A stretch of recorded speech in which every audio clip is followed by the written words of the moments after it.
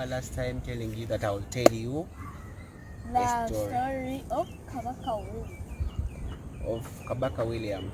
So that Kabaka William, his surname was called, he was King Chigongo. Yeah, his name is King Chigongo. Okay, this king, his name was Chigongo William. You know, like me, William, right? That is not my name. My name is William, but not Chigongo. So this king was very harsh, very rude, but he had that sense of humor. Okay? And then one day, this king got a man. This man was faithful, very faithful to God. So they became friends. And this man was a hunter. He could go to forests, bushes, and hunt. Okay? So when they became friends, this king invited this man into his palace. So he became his what? His servant. Okay? His what? Yes. Scarf. His what? Servant. Yes, the servant. His servant. So now one day the king went to the forest to hunt with his servant. Then the servant told that king that, you know what, king? God is faithful. God is very, very faithful. And God is loving. And God is perfect. So the king was like, what? What have you said? That the God is perfect?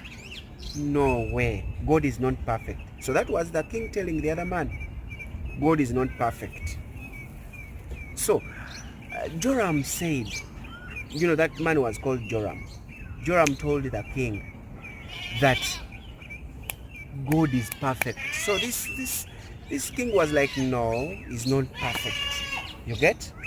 So then one day, so that man kept on telling the king that God is perfect in each and everything that he does. Okay?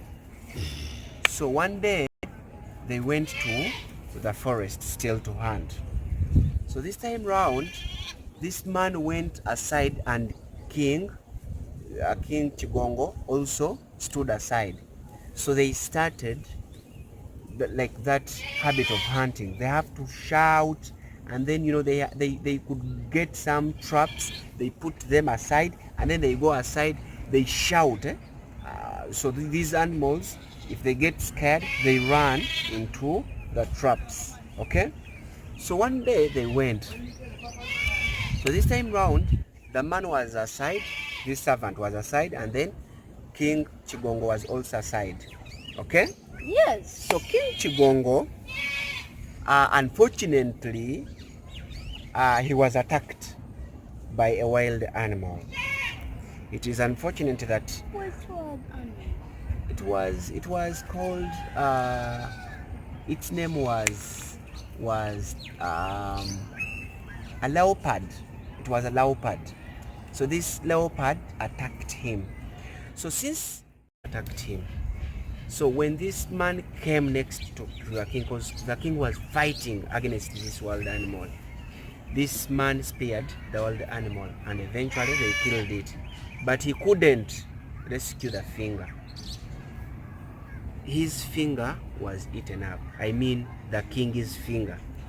So the king was crying, and then he told this man, that now you've been always telling me that God is perfect. Now see what he has done. If he's perfect, why is it that this has happened?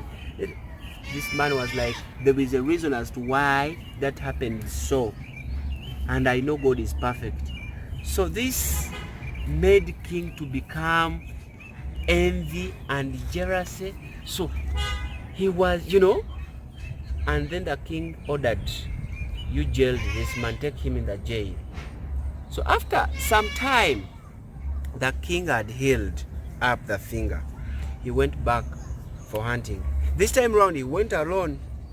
So when he went in the ground that he went to, and from. Those grounds were for these human hunters. So those guys caught him. They took him. So after reaching where they sacrifice human beings from, he was on that sacrificing area. You get? So one man saw his finger and he was like, he called the leader. Leader! Yes, please. Huh? We cannot sacrifice this one. Why? He's incomplete. How? He's lacking one finger. Oh, release him. Let him go.